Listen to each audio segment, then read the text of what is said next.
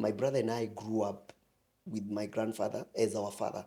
Even the name that we bear, it's only so fortunate that I came to realize even my biological father, we was also Mureithi. I usually tell people that a man truly understands their father the minute they hit 35 years.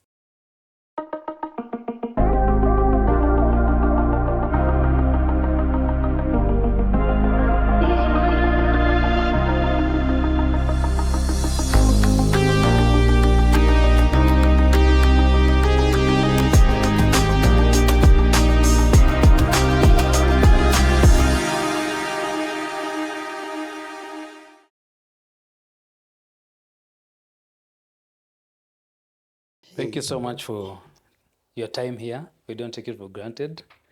We really, really are honored to host you.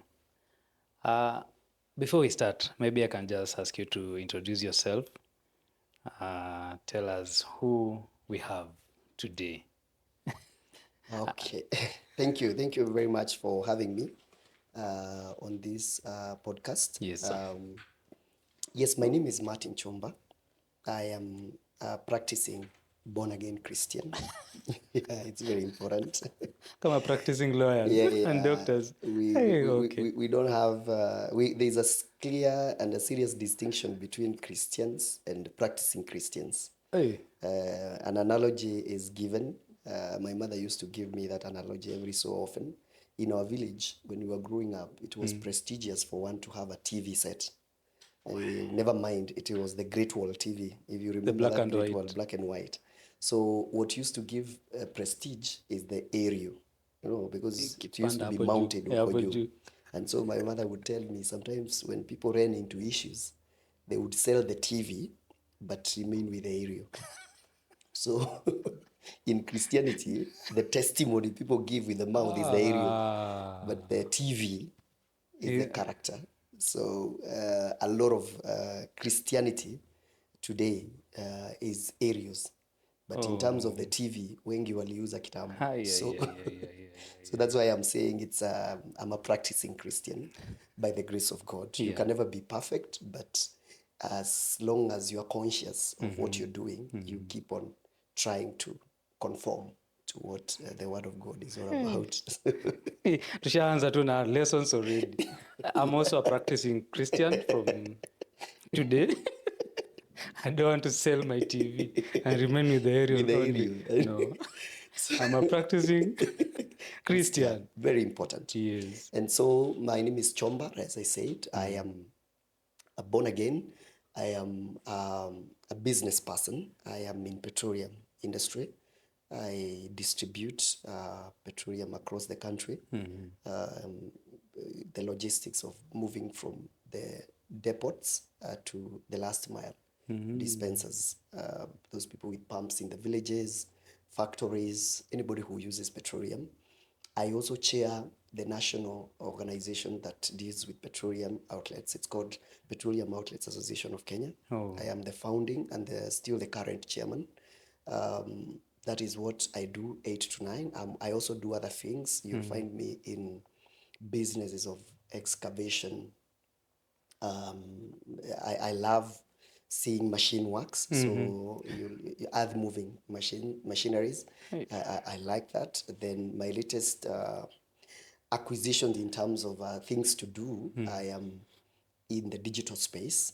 Yeah, where I have founded a platform that called ujuzispace.com. Ujuzi Space. Yes. Ujuzi Space is a place where I'm seeking to connect young people looking for opportunities both locally and outside Kenya to opportunities out there. Because when you hear that there are opportunities in Germany or in Australia, if you ask a normal Kenyan how to access that, they don't know. So I am going to all these countries where the president has signed bilateral labor agreements to connect with them and ask those who are offering jobs to post their jobs on a platform. And then the Kenyans who are qualified can go and find out there, because it is AI enabled. It's able to match your credentials with a job opportunity. And then like right now, we're developing the segment that is going to be connected with Google Maps, so that in Kenya now it's going to work like mobile taxis, like Uber. If where we are looking for somebody to provide us with probably a spare wheel for your vehicle, you'll just find a person who can do that, a mechanic around, and you tell you how many are registered around, and you see their ratings, and then you just call up the one you want, and they come. So that is what I'm doing. I'm also very enthusiastic about the next revolution in the world, which is the AI revolution. And so in the villages, very few people understand what this is. If you ask people what is AI, I've run into people who know AI as artificial insemination because that is what they knew from Kitambo when they were growing up. Yes. Beyond that, they don't understand what it is. And so I'm doing that as well. So in that platform, I'm putting a curriculum where people can learn basic digital literacy skills, and then scale up to AI, because in the near future, AI is going to make more millionaires than have been made by all other agrarian, industrial, computer, all of them combined in the less than 5 years. And so AI it's not going to be an issue of whether it's good or bad. The issue is who can use it best. Those are the people who are going to be ahead of time. So that is Martin Chomba in a nutshell. I'm also a family man. I'm married to one wife, and I have 4 children. My firstborn is 20. Yeah. He turned 20 last year, December. He's schooling in Harvard University in the US. My second-born is now 17, headed to, will be 18 this year. She's in Alliance Girls, Form 4. And then I have a third-born who is schooling up at Riara School, and then the last born, no, the third born now is graduated. Alikuwa hapo Liara, sasa ameingia Loreto Songari as a grade 10. A girl pia. Yeah, a girl. Then the last born girl is in grade 5 hapo Riara School. Yeah, in Riara Road. So that's what else nimesahau nini ingine. Naona tumeendelea vizuri kabisa, which is good. Kwanza hapo kwa family sana, because now we are inclined kidogo to family. Maybe umeongea juu ya village. Yes. Uligrow huko? Did you grow from there ama? Yeah. When wa Nairobi? Mimi nilikuja Nairobi mara yangu ya kwanza nikiwa 19 years, so I came as an adult. Other than one time I had come to perform at KICC. Wakati tulikuwa I used to do folk dances. Kudance? Yeah, yes. Zile zetu. Folk dances in high school. You know, music competition those days. There used to be folk songs, and I used to be part and parcel of that. And I was born and raised in Kirinyaga County, in a village near the forest, Mount Kenya Forest. Actually, we neighbor the Mount Kenya Forest. It's called Kangaita. And by the grace of God, I grew up there in the 80s, and schooled in a local primary school called Nyagidushi Primary School, then went to Kamwiro High School. I was raised by my grandmother and my grandfather, because my mom got me when she was very young. She was about 17 years, and so she left me with my grandma. And I grew up as a normal boy, living in those grass-thatched houses. Those were the norms in our times. Then schooled through bursary. I happened to have been good in biology when I was in high school, and my high school teacher was the biology teacher. The head teacher was the biology teacher, and so those days, I don't know of today, but I know they are still. Head teachers are secretary to the boards of governors. And so anytime I would be sent home for school fees, my head teacher would see to it that I get bursary. So, and I still shout out to him. He's called Mr. Koigi. He's an amazing mzee. And that's how I schooled. Through bursaries. And after that, I was not able to continue with school after Form 4 because, as I told you, my parents could not afford. So what I did, I came to Nairobi to visit a friend. And while I was visiting in Satellite, they asked that somebody was asking for somebody who can sell makaa hapo Liruta Satellite. And so I was willing to sell makaa. And so when en route to be taken nikauze makaa, the son of the guy who wanted me to sell makaa for him akaniambia achana na mzae, kuja nikakuonyeshe kitu. So that's how we ended up boarding a matatu, tukashuka Adams, tukapita hapo Toy Market nini, tukajipata Kibera. Pale nini Kibit pale kwa chief. Hapo ndo nilianza kuuza mafuta. So that's how I started now the biashara ya mafuta. Nimeuza mafuta ya Kibera kwa chief. Ukiingia hapo ndani kuna mahali kunaitwa Katwekera, kuna mahali kunaitwa Shiranga, kuna mahali kunaitwa Kisumu ndogo the other side. Then kutoka hapo wakati niliomoka kidogo nikarudi Karanja Road. You know Karanja Road ni ukiomoka ukiwa Kibera. Huko ndio mnaenda. Ukisikia mtu wako Karanja Road, mtu wangu huyo mtu ameomoka. So then I moved from there and kaenda Kangemi pole pole tu. And that's how I grew up in that business. Later on, back in 2015, I would go back to university. Now I went to university. I did my undergrad. Mwenyewe sasa unajilipia. Yes, nikajilipia. From this business that you're doing. Nikajilipia. I had educated so many other kids. Through that? Yeah, before then, because I started in 1998. Now by 2015, I had educated so many kids and I had grown the desire to go back to school. Because I read, my normal time is to read. And so I told myself, I'm reading all these things. I have so much information, but I have no paper to show for it. So I said, why not go to school and put all this and get a paper? And that's how I went to USIU. I went to Kem for 1 semester. Then kakuwa na jam ya tao. Class inaanza na inaisha ukiwa pale kwa jam. Nikatoka. Nikaenda USIU. And then from USIU, I did my undergrad, graduated in what? With in international relations, peace and conflict and diplomacy. So I did quite well. I was amongst the people leading that school and was given an opportunity to go and represent the university in Harvard University for models. We call them Harvard United Nations model. And that's how I bought a t-shirt for my son who was by then in class 8. And I came with that t-shirt and I told him I would wish you to get inspired to go and study at Harvard. When he was in class 8? Yes, when he was in class 8. Yeah. So, and by the grace of God, today, he's now he's a freshman.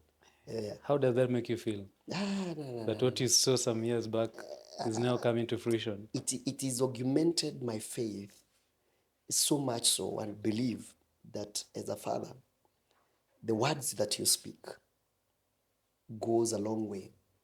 What you do goes a long way into molding the young people that you're raising.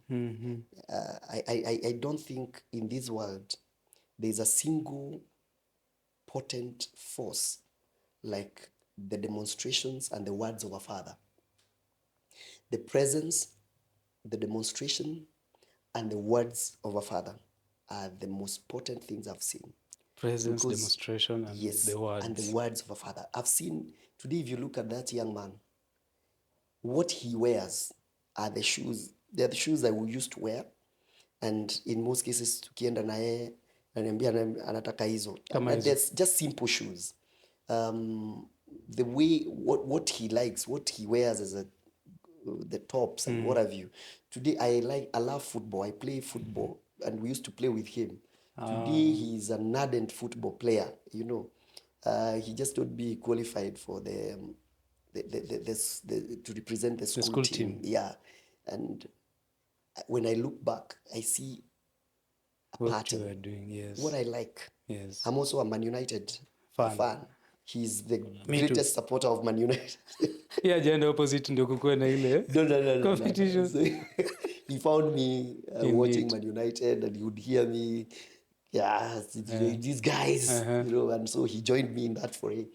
And today, by and large, I am very grateful and fulfilled as a person, as a parent, to see that what I may not have done, what I lacked, through learning from people like Bishop Alan Kuna. Yeah. And for the longest time, he kept on telling us these things. Yes. That it doesn't matter how you are raised up, or where you grew up, you can decide to be different. Yes. And so for me, because I was not raised by my father, when I was getting married, I made a decision, conscious decision. And I told myself, I'm going to be the best father and the best husband. Because you see, my mother was a single mother. Exactly. So I saw that, and I didn't want it. And what did you miss in that? I was about to ask you, how did you come to be this great father who is affirming, who is talking, who is demonstrating to your children who a father is and speaking? How did you come to learn it? Vizuri ama? Let's say, what did you miss from? So when I was growing up, in school, we used to enroll using the names of the parents. And because I didn't have a father then, my grandfather took me up when I was left there, very young. I think I was a year and a half, and my brother was like less than a year, who was born 2 years later than me. So my brother and I grew up with my grandfather as our father.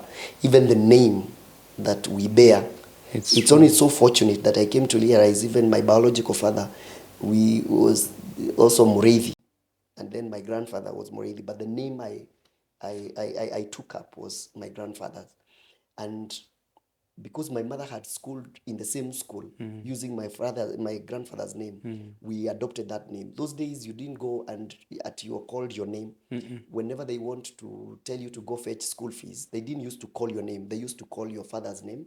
Or the one they call your father's name, every child that is aligned to that name, you need to go home. So when we were growing up, young boys would chide us those days. The young boys of our age, they would come and tell, oh, you call your grandfather father, those kind of things. Exactly. And it's ostracizing when you are young.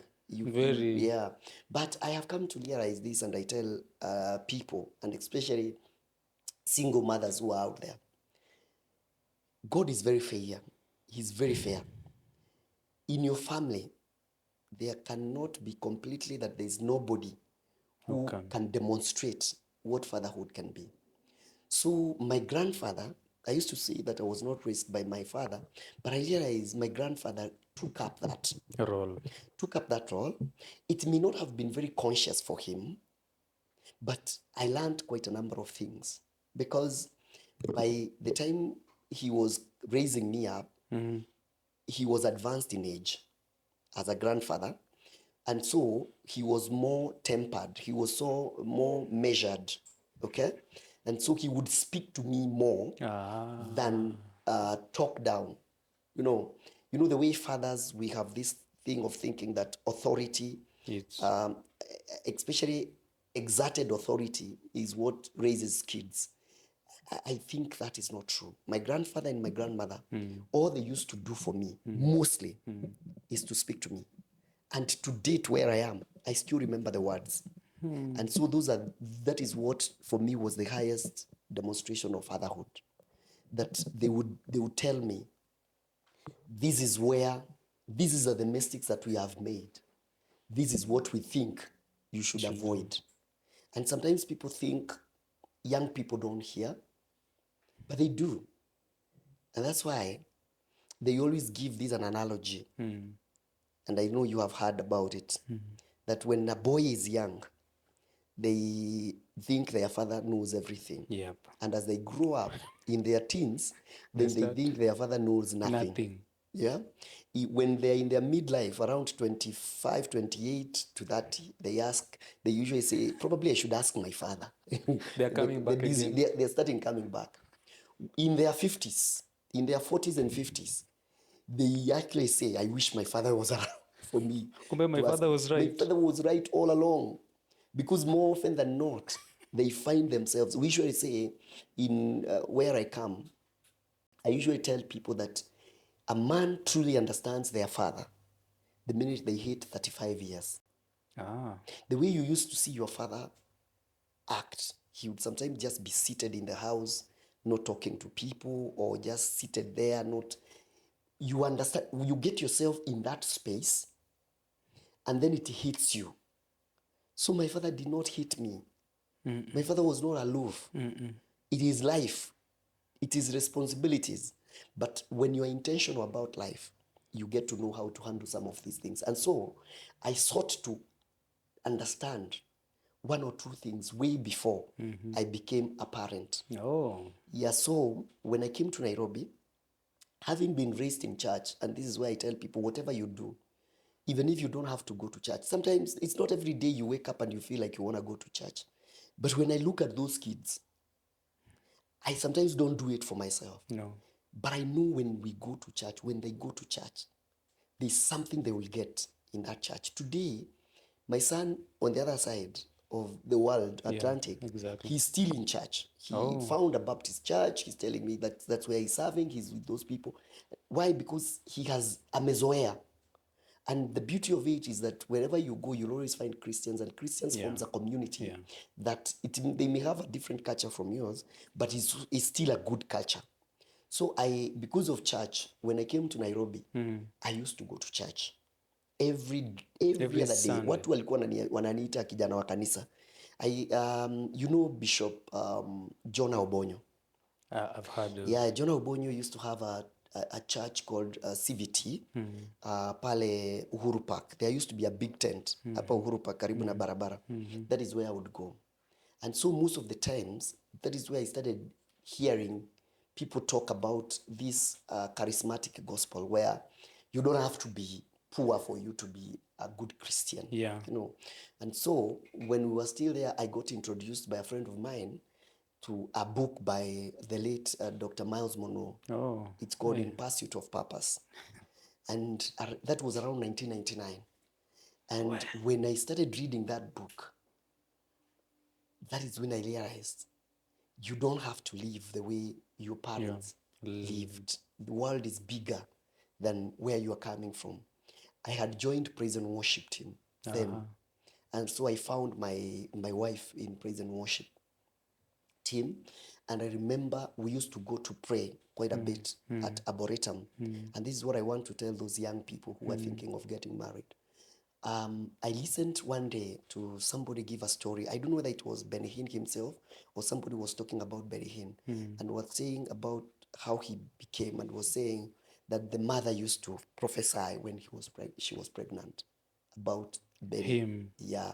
I don't know. I'm not very sure about that story, but I heard that somebody giving that story, and it dropped something in my spirit.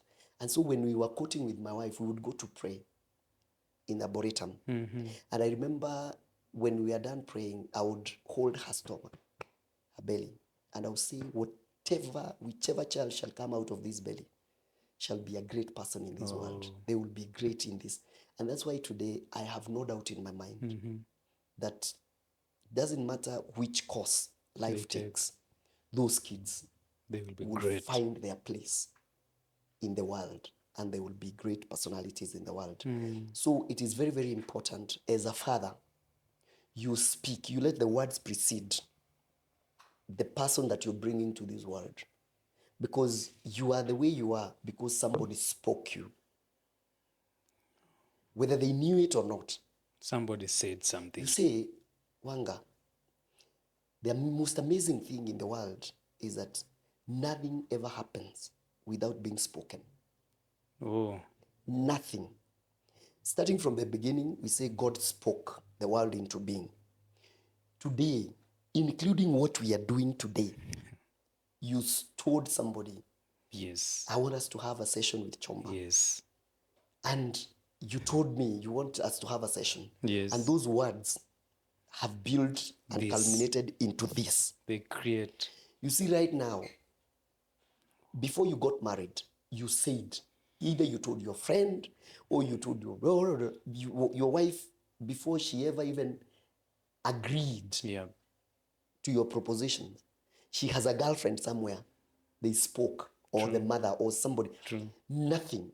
It is so amazing that people will speak about even some very undesirable things. You are seated with people, and for some reason, nobody asked them. No. But they still have to say they need to go to a short call. Why? Why is it? Because it is ordained. Exactly. Whatever it is that you're doing in this world, you have to speak. Whether you're buying a car, whether your wife, the dinner she's making tonight, for some reason, she'll mention it to somebody. Leo nataka kupika ugali. Leo nataka somehow. And we trivialize these things. Yeah. But this is what makes life. Even in the life that we are living. If you look at my profile on WhatsApp, I call myself Chomba, the optimist. Yeah. I tell people optimism it does not mean that you're oblivious of the circumstances.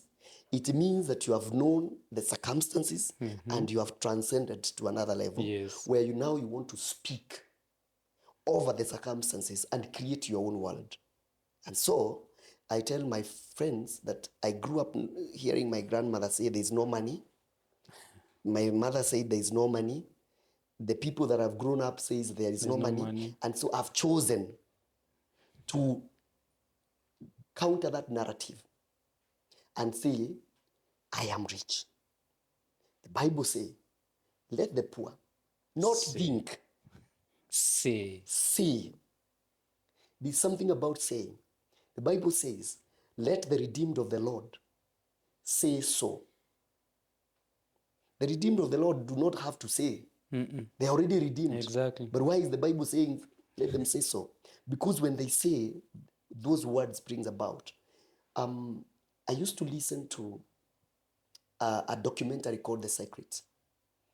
In our days, people used to speak against it because they used to say it borders on transcendental meditation and all that. But I took it, sat down, and listened. Those days tulikuwa na VHF, ile cassette kubwa. I listened. I was living in Donholm those days. Na niliangalia more than 10 times The Secret. And what they were saying is, God created human being as the super predator in the hierarchy. In the world, you are the man is at the apex. So everything else answers.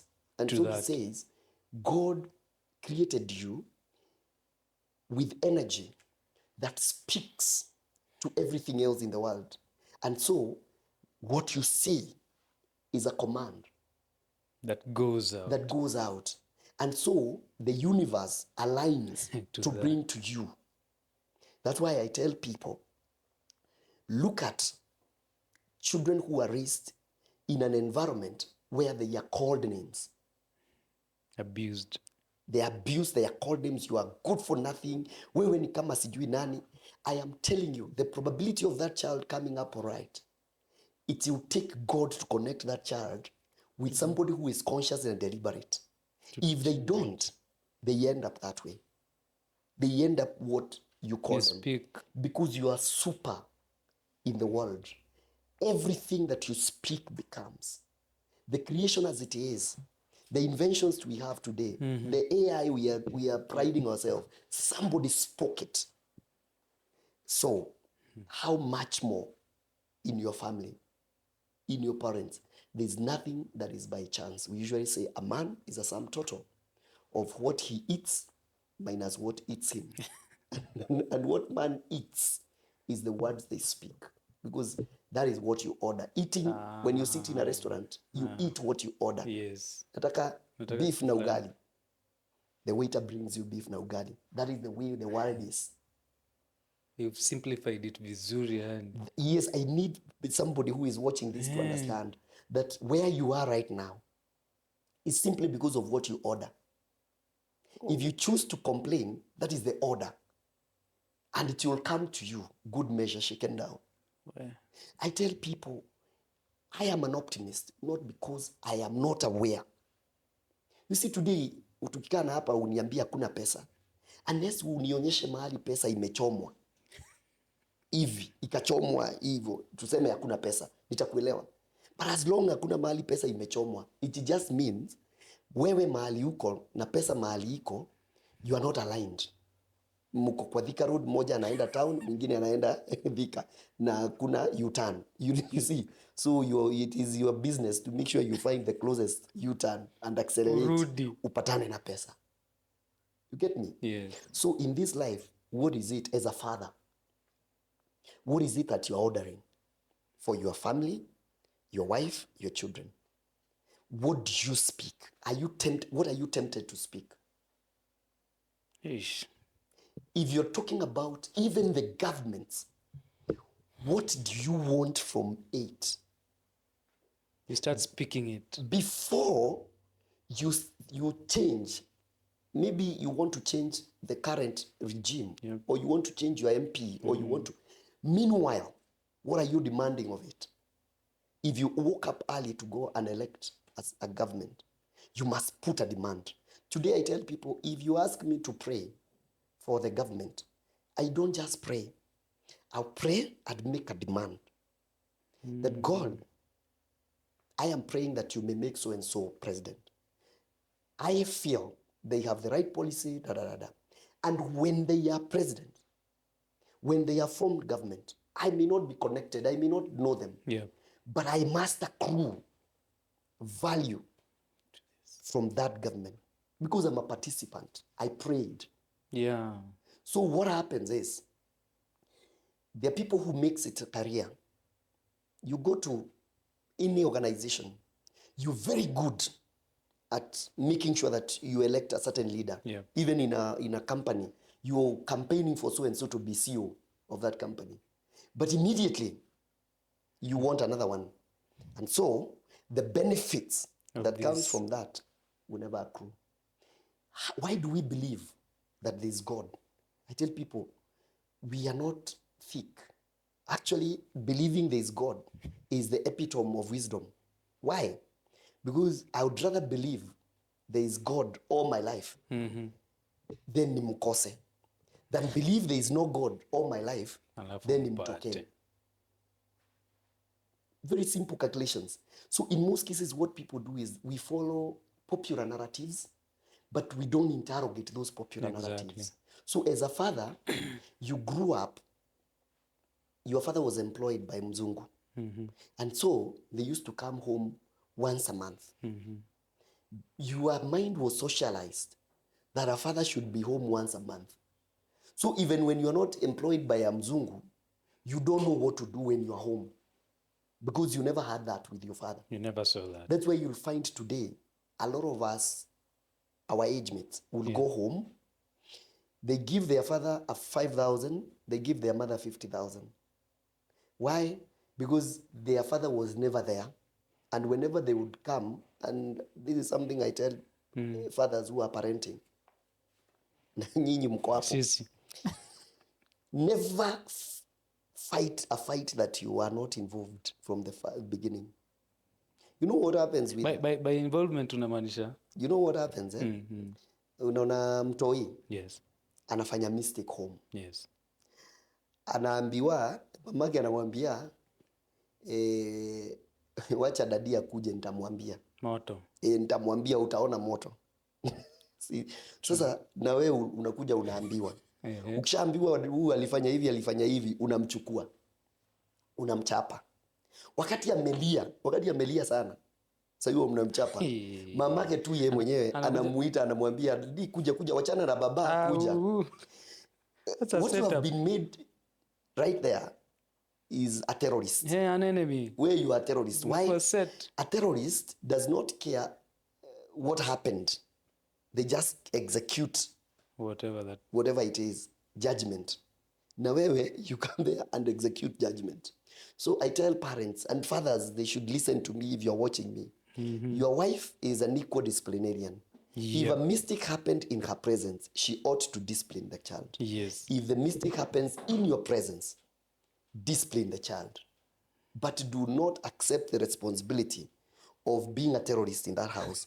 Because what happens is, the heart of a child goes away from you. It draws away from you.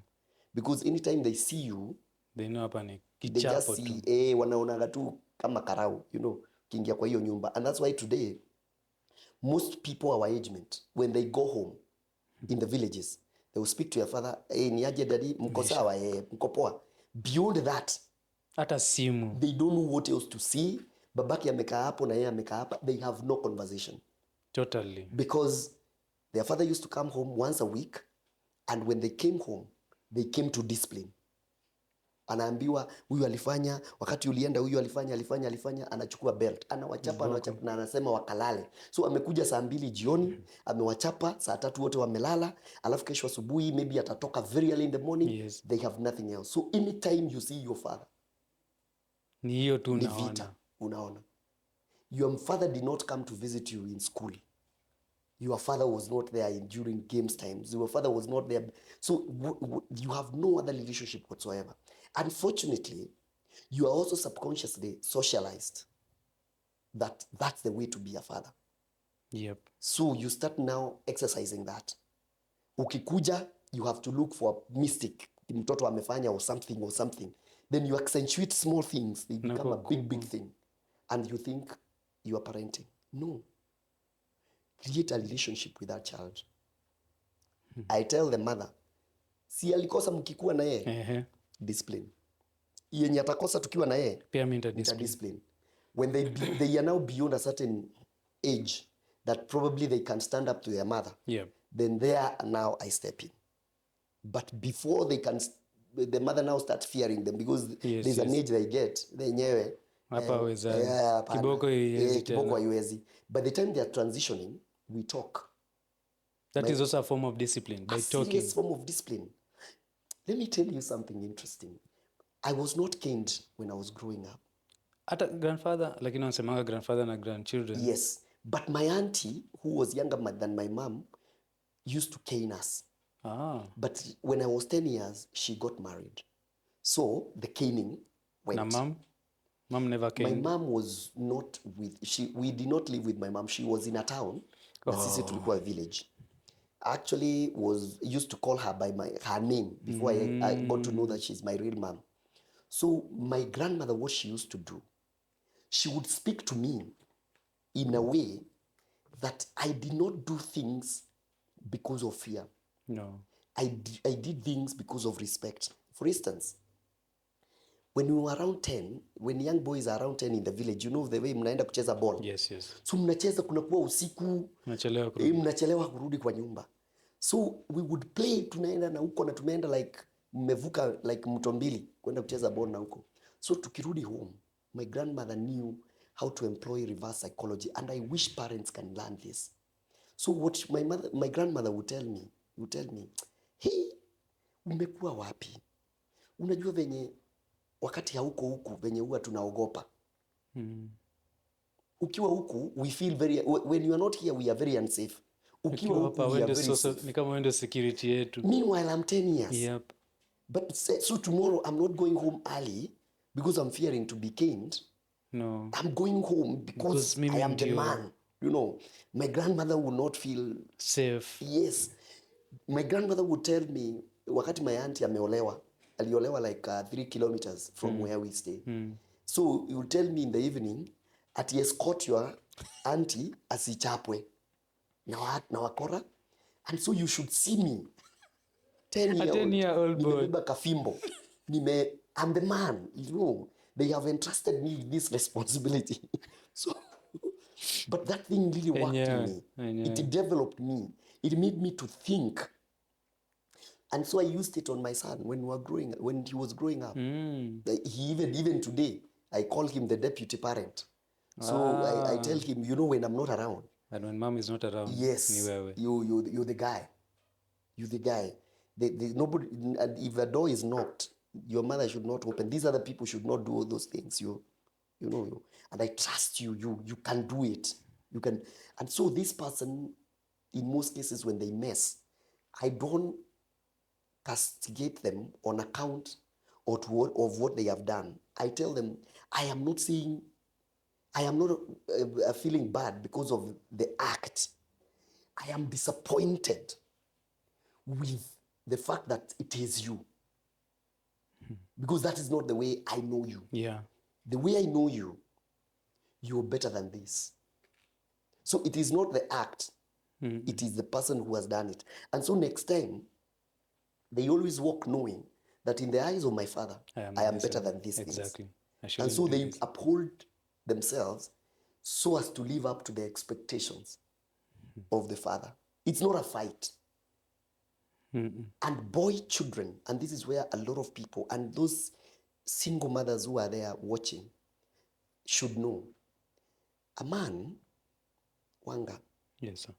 This is can mess people's theology. And it's a controversy I'm willing to it's okay. Get into. You see, when God said, let's create a man in our own image and likeness, they created the male. And when this man was created, the helper was created later. Yeah. So if you want to know how a man operates, you have an answer, you have a mirror image. Look at God. God says he feeds and dwells among us the praises of his people. Yeah. This is what women, wives, should know, that a man eats praises. If you want a man to behave well, if you want a man to rise up and do the very best they can do, you must have a habit of praising. He's created in the image of God. What you're calling worship, God cannot, you have no other business. God has no other use for you. Yeah. Other than praise and worship. Your man is created in the image and the likeness of God. Think about it. So, the way a man operates is the way God operates. It's just scaled to a lower level. It's just an issue of ratio. So, if you want your man to optimize, he needs praise. He needs to be adored. He needs to be... I tell women, most of the things that we have in this world today have been discovered by a man who was trying to please a woman. Today, including, you see, like mobile telephony. Yes. We usually say, a story goes, the person who discovered was trying to find a way that he can communicate to his girlfriend very easily, okay? From afar off. And so he would experiment. And the story goes that the girlfriend name was Hello. Okay? And so he would try to put that on the other side and say, hello, can you hear me? Hello. So actually his business was not to discover mobile telephony. It was to speak, or rather telephone as they are. It was to speak to the girlfriend on the other side. Whoa.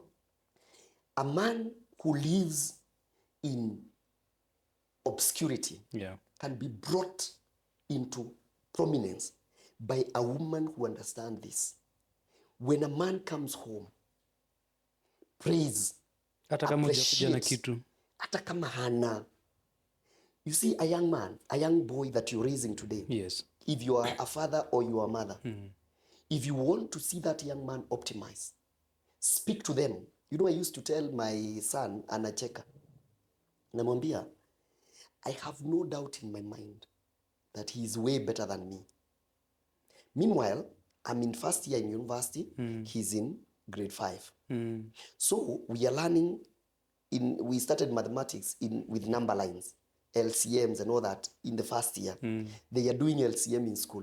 So I come and tell him, can you show me? So he's showing me what they are doing in Riara and what we are doing on the other side. And so he grew up knowing that he's better than me because I'm showing him to teach me. I'm telling him, teach me. Alafu hapa haji. Then I come with a paper. There's a day I was top of the class in mathematics. I think I'd gotten 87%. I remember that time. And when I come home, I show him. And I tell him, if you're my teacher and you've taught me and I've gotten this, what about you? I can also imagine the psychology of that on the child. That's the thing I'm talking about. I can imagine and remember, this is a man. Men do not thrive in gossip or small talks. Men thrive in competitive ideas, logically solid. It has to make sense. You see, the men do not, very rarely will men say, I was feeling, and I thought I was, no, a man will tell you, I was thinking. Women will tell you, I was feeling. I was feeling. Yeah. So if you want to appeal to a man, you appeal to them through logic.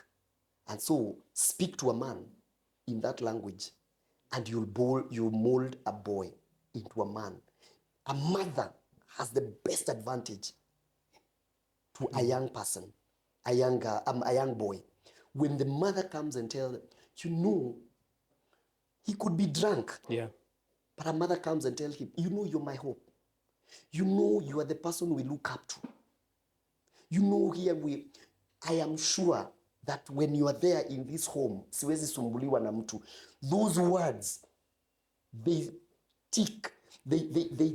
trigger the man, the male in that person. Because the reason why you find men into all these things of drugs, whatever, is when the man in them is not appreciated. And the man in them is not the male anatomy. It is a person who goes out, urged to go all out and come back with results. And how does that happen? Is that when he goes to D Nahana, unamwambia, I know you will. I know you will. My son got an A of 84. Ish. In his case, yes. But throughout his schooling in high school, and especially the last year, there are times he will not do well.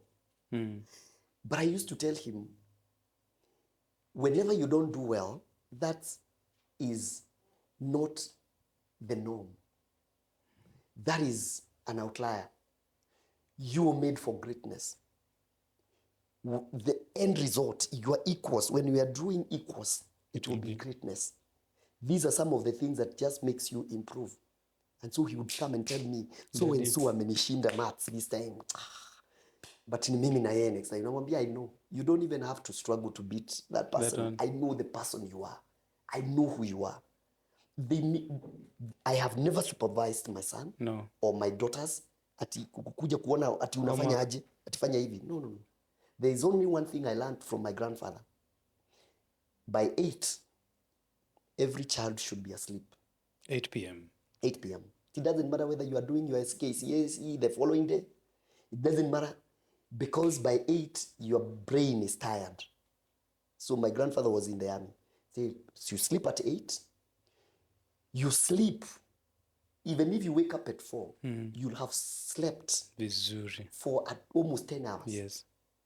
Whatever you read in that morning now, at 4 or 5, sticks. Hii story ya mtoto saa 5 usiku is struggling ati ana study. They are not studying. They are not. Let them sleep. So in your home, they also slept at 8? At 8, ever since they are hata saa hii, hata wale wako kwa nyumba saa hii, 8 ikifika pale. Kila mtu ameenda. Melala. My grandfather used to do it in a very harsh way. Alikuwa anaambia shosho yangu, 8 ikifika, unajua mnapika na ile moshi ya kuni, moto ya kuni, anakuja na maji anapiga hiyo moto.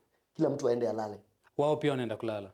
Kila mtu. So hata wewe pia saizi you also go. Okay, me I don't sleep at that time because now I'm doing so many other things. How do you explain to them now that you need to demonstrate pia this thing? So what I do to them, I tell them, I segment the times.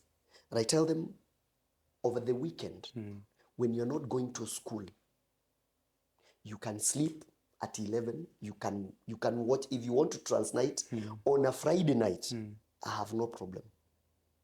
But when it is school, when you have a responsibility, I tell them, you do this because of the responsibility ahead of you. Yes. The responsibility ahead of you today, your primary responsibility is to grasp what you read and what the teacher is doing.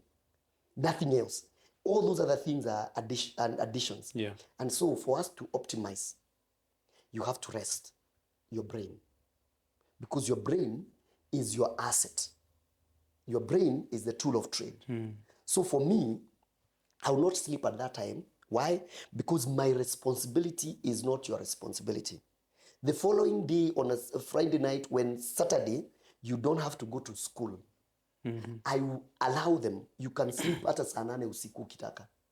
That way you teach them that you're not putting rules and regulations just for the sake of it. Yeah.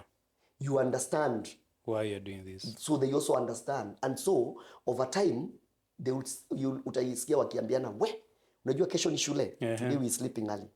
You know, the elder siblings asking the younger siblings, Have you showered? We need to go sleep now. You know, it's almost 8. Yeah. Have you taken your dinner? We need to go sleep now. Then these other days, on a Friday night, ndio utaona wamechukua PS, wamechukua nini. And this is what I also tell parents. If you want to be true, demonstrate real leadership. Yep. Let them understand why you're doing what you're doing. And when it is not time for being harsh or being tight, relax. So if you want them to adhere to sleeping at 8 yep. and waking up at 4:30 or 5, then make sure that when they don't have to go to school the following day, then you allow them to sleep whatever time they want. That way they'll know you're not just doing it for the sake of doing it. Yeah, and that is very, very, very important.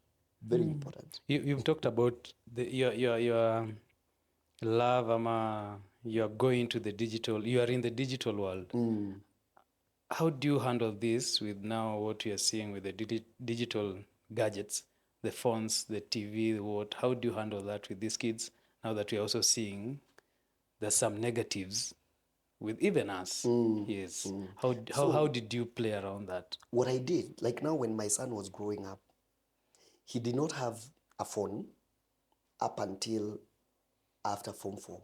He did not, it is not the same case for the younger siblings, but he did not have a phone. I remember, and this is the reason, I had bought them a PS. You buy them, and this is what I tell parents, buy a gadget that can be used in front of everyone. You see, like now the PS, I have them use the TV. Yep, playing with it. To play that. It is very unlikely that they are going now to use that to distract themselves into different undesirable sites. So what happens is, gadgets are extremely important in the growth of a child, development of a child. Yeah. I used to buy him these bricks things and what have you, because when they're doing that, they are developing their capacity to solve problems, all those things. Yes. So what happens is, as a parent, now you cannot run away from technology. Yeah. And technology is getting us into a place where, with the advent of AI, it's beyond you. There's a time I changed the password of Wi-Fi when my son, I think, was in either Form 1 or Class 8. And when I came home, I found them using the Wi-Fi. How? So I asked them, I thought the Wi-Fi had a problem because I had not told them what had happened. And so my son told me, sijui what they did. They put a gadget there and this other one, and they, sijui you triangulate and it gives you the problem, and they got the password was different. I did not say to date, I didn't tell them I had changed. But right there and then I realized, this is gone. This is gone. I have to These have people another way. More things than we do. I didn't know that using their PS4, they can communicate with children of my friends in US and in UK. So every so often, I'm wondering, how are they informed? They have the first-hand information of those people out there, the other people out there. Then I realize they communicate. So you may not have a phone, but they are playing PS. They are communicating. There's some guys who live where I live, another house of my good friends. So kumbe wanaongea. The way these things people are doing is akin to when hizi simu zilitokea. Yes. I used to give my grandmother to talk to a person, a friend of mine, ananiuliza anasikiaje, anajuaje, anaonaje. You see that confusion when the phone zilitokea? Yes. It is the same confusion that is coming to us with the advent of AI, unless we take deliberate effort to train ourselves to that. But our kids are growing into it. Yeah. So it is very natural for them. And so the issue now is not to keep children away from the gadgets, because this is their life. Yeah. It is their life. Their world is digital, whether we like it or not. So you'll keep your children from these gadgets, What you're literally telling them is that you stop, let the world move by, you'll catch up later. So now if the responsibility is to ensure appropriate use of these gadgets, look for ways and means to make sure that they are using them the right way. You see, like now when I bought PS5, there's something I knew, the PS4, there's something I knew long time. Yeah. That what you see becomes. In my home, ever since, even normal movies, we don't watch horror movies. No. We don't buy gun toys, gun toys. Because in my mind, and this is my personal philosophy, I'm not saying you don't do it, but this is my personal philosophy. I'm with you. That the minute you start socializing kids with these violent movies and they normalize something in their mind. And so that becomes, remember, we speak English today because we were raised in a society that speaks English. If we were raised in China, me and I would be having this podcast in Chinese. Irrespective of our roots. True. The environment makes you. And so the children who grow in an environment where violence is normalized, they also normalize that. It's the same thing with these gadgets. What are they using them for? If there is using them, if you create, like now we create a reward system, that the minute you use this gadget in this and this manner, you achieve this. And especially now, like I told you, boys are explorative, but boys are competition driven, life by nature. Men, like we say, even today, if you want to gather us as men, just find a place where you can put some sports.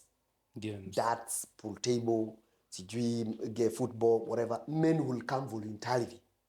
They come there, they spend their money, they spend their time, because that is the nature of men. Yeah. On the other hand, women, if you tell them a place they will go to compete and pay, they won't. They won't. They want something like a chama. Yep. No. Because, go and talk. Yeah, that is the nature. But a man will pimp a vehicle, spend $1 million or $2 million to recalibrate a vehicle, will go to compete somewhere, awekele another $1 million as a bet. All this is spending just to compete. Women will not do that. That is nature. So let the men that you have today, you're raising today, have them do something competitive. Let them know, if you do this and this and this with this gadget, this is what I'll give you.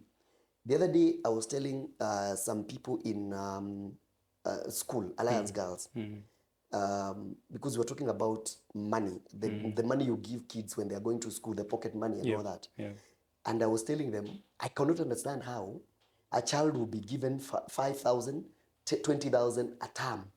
And they have food and they have everything. And they spend this money in a month and it's done. So what do? Tell them, I realized my girl had started the same thing. Asking for that. Yes. Then I devised something and I told them, I'll be putting money in your account. Maybe 3,000 or maybe 5,000. By the end of the term, the amount of money that will be remaining, I'll triple it and buy you something. And all of a sudden, my daughter realized school food is good. All those things are good. The things that she would not take, so that she spent the money instead of kukunywa maybe chai ya shule ama all of a sudden, and her reason is what? I don't want to spend my money. I want to go home. My dad triples the money and we buy something for me. So it's an incentive. If I kept on telling her, you are spending money badly, she would still spend her money badly. Today, she will not spend her money. All of a sudden, food ya shule is very good. Okay. And everything is. I can survive on it. Because there is a reward. There's a reward at the end of the day. So, and this is what I tell parents. Let us be innovative. Look for a way that a child will do it because they want. There's something you have put on the other side. Not, why did you say this, Dad? Because I said it. No. That time is gone. The way you and I were raised. Those days, ulikuwa unaambiwa enda. You don't ask. If you have a question, unaulizia na huko, and you unauliza pole usisikike, ukilia na huko kwa ndoma, huko, na huko. Today, anything you tell your son, the next question is why. If you ignore that why, it's a different world. So we have to be very intentional how we raise these young people. Yeah. You get, look for something. They want to do this because. Give an explanation. Not fear. Fear can no longer now be a tool of parenting. It cannot be a tool of disciplining. You model what you want to see them, and then show them why it is important they outdo you. We were told the other day by my lecturer, I'm now taking my PhD studies in development studies, and my lecturer asked us, when you are doing introduction, tell us why you are doing PhD. Why are you here? Why are you doing? Why did you choose to do PhD? It's a lot of work. Why? I tell them, amongst the things I did is that I made a covenant with my kids long time that mahali nitafika na wao wataenda hapo mbele.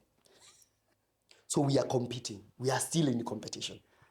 So I am doing this not because I'm not looking for a job. I want information. I want to enrich myself with information. I would want to retire. It's a retirement also way of giving back to the society. Yes. But then again, I'm still showing my children, demonstrating why they need to go to school. Because we agreed, mahali nitafika na wao waende hapo mbele. So you cannot sit and tell them, wewe, soma. Lazima usome. I have a friend of mine, amechomeka hapa kwa macho. Alijichoma na moto ya sigara. But ni ile sigara ya vijana walikuwa wanaweka hizo mavitu tu. Why? Because he was trying to imitate the father. Today he has had a lot of struggle kuacha sigara. But he used to tell me, the dad, every day, the dad would tell them, sigara ni mbaya sana. But meanwhile, anamwambia enda uchukue sportsman 3 unilete. So wakati anaakisha, babaki wakati anaakisha hivi anamwambia, na usiwahi vuta hii kitu ni mbaya sana. Meanwhile, anayakisha anavuta. So all those words that the dad was saying, it's nothing. So the boy would live there, anaenda anasokota. Yake. Na yeye anataka kufanya vile aliona dadi akifanya. They want to do what they see. Yes. Your child today as a father is a replica of who you are. True. Whether you like it or not. Many times I would come home and when nikiweka gari then naingilia mlango ya nyuma ya kitchen, I would find my son. Saa hiyo ni kadogo, ako like 4 years. Amekaa ile kiti na kalia, anasema yeye ndio daddy. Alafu anatuma sister yake maji. Ati daddy akikalia hapo anasema anataka aletewe maji. So, and then I realized the kind of a responsibility I have. Be gone. Yes. At times it scares me. At times it scares me. It should, but let me tell you, Wanga, if you live, it is not hard to live that way. Yeah. The problem is when living the way you would want your son to live becomes a sacrifice. If it becomes a sacrifice, it is very hard because it's a fight. But if you want your child to be like you or better than you, be the best you. If you be the best, being the best Wanga is not a sacrifice. No. Being somebody else is what is a sacrifice. And which is tedious. Yes. And so I tell people, you replicate yourself in that young person. The reason why people fight is because you want your child to be somebody you are not. If you did not, how do you expect him to be? And you haven't even encouraged them to be, to go higher. Yes. Live what you want them to be. And I'm telling you, nature is so balanced. What you give out comes back to you. Mr. Chomba, as we started, you said you have 4 children. How do you balance yourself as a father? Do you usijipate, you favor one and like the other? How do you, let me also add, how do you I think they are girls, they are 4. How do you relate with a girl child and the boy? How do you get yourself in those positions? How do you spend time with your girl vis-a-vis the boys? So, practically, how have you been able to do I have 3 girls and 1 boy. And I'll tell you, they are all different. Other than gender, Gender also makes, it has its paradigms. Yeah. But then again, even as individuals, these kids are all different. There's a kid who likes this, there's a kid who likes this, there's a kid whose temperament is this, the other one is like this. And so what you do, whatever you do, you see in the Bible is very clear on some of this, that you are getting, get wisdom. Learn that the differences between these kids. The young man, most of the times what I used to do, whatever I do over the weekends, I'll drive with him. If I'm going to my construction site, I am with him. If I'm going to speak, because I do a lot of public speaking, there are times I'm speaking for MasterCard, there's times I'm speaking in churches, there are times I'm speaking in forums. I would always go with him. And in most cases, I would have him, I would tell him, say hi to people and say 2 or 3 words. And that is mentorship. Yeah. So I was replicating myself. Today, he's a very good public speaker. Actually, last month, he was elected the vice president of the Global Equity Scholars around the world. Oh. And they nominated him and elected him even without his knowledge. He was just received an email. We were with him actually because he was here for the winter holiday. For the girls, it's different. For the boy, we would go to the construction site, go to speak. Where I love football, I play football in the evening to date. So we would still, when it's holiday, when he's home, nikienda football, tunaenda na yeye. And so that's it for him. He'll hear what I say. He would see how I react when I'm angry, when I'm good, when I'm happy. And so he learns that directly from me. For the girls, there are things that I tell people do. When you're single father, make sure that there's a woman, just like I said about the single mothers, that there are people within your family, either the grandfather or somebody or an uncle or somebody. God is very fair. A whole family cannot miss one person. Sometimes these are complicated because people have also internal fights. You know what, you aongea na brother yake, so mtoto wake cannot be mentored by that. So once we are done with those housekeepings, every family has a person who can demonstrate. But now when it comes to as a father to a child, the most important thing in a girl's life, just like a son, is the affirmation of a father. You know, when a mother tells a girl she's beautiful, is one thing. When a father tells a girl she's beautiful, it's a totally different paradigm. And so what do? I have endeavored to be present for the girl, to create a relationship that a girl can come and talk to me about virtually anything that she feels that she can talk to me. But while you're at it, the way you get into a girl, including the wife you marry, is that you became friendly. True. Deliberately so. True. Because that is how girls, and that's how women fall into traps of men. Men know that women love attention. And so men who are using women right, left, and center, they just need to, they just have perfected the art of getting into the hearts of a woman by attention. And words. Noticing a few things here and there, the words that they speak. Done. And a woman, sometimes a woman does not choose who to fall in love with. She finds herself drawn in a way she cannot. And even when sometimes you try to tell, when a man is not good and mnamwambia huyu jamaa si mzuri, yeye anawaambia haki nyinyi hamjui Wanga. What she means is, you don't feel the way I feel when he tells me I'm beautiful, I'm good, and you know those things. For the girl child, is the same. I said, for the boy child, you need to use reverse psychology and let that man know you value him. You value his masculinity. When he's not home, you don't feel good. When, as a woman, as a mother, you feel safe when he's around. He's your hope. He carries the hope of the family. That is what tickles a young boy. That is what tickles a man. For a woman, you need now to speak to her as a person, that she's brilliant, that she's beautiful, that she has it all. Yeah. And especially from a father. Why? Because you want to put some safeguards. Yeah. That she will not fall for any man who say these words to her. She has already heard them from the father. Yeah. So a girl who, when she wakes up in the morning, my girls know, I'll always notice small things. She apply a makeup, I'll make sure that I notice. Well, we are learning. If you're not learning, Aki, sijui. Information is out here. Hey, Appa, everything that is going on here, Mr. Chomba. Thank you so much. But let's pause a bit, tukunywe maji, then we come back. Usimove.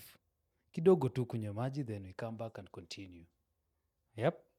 Sawa, fanya hivyo, endea maji vya mimi nimeendea.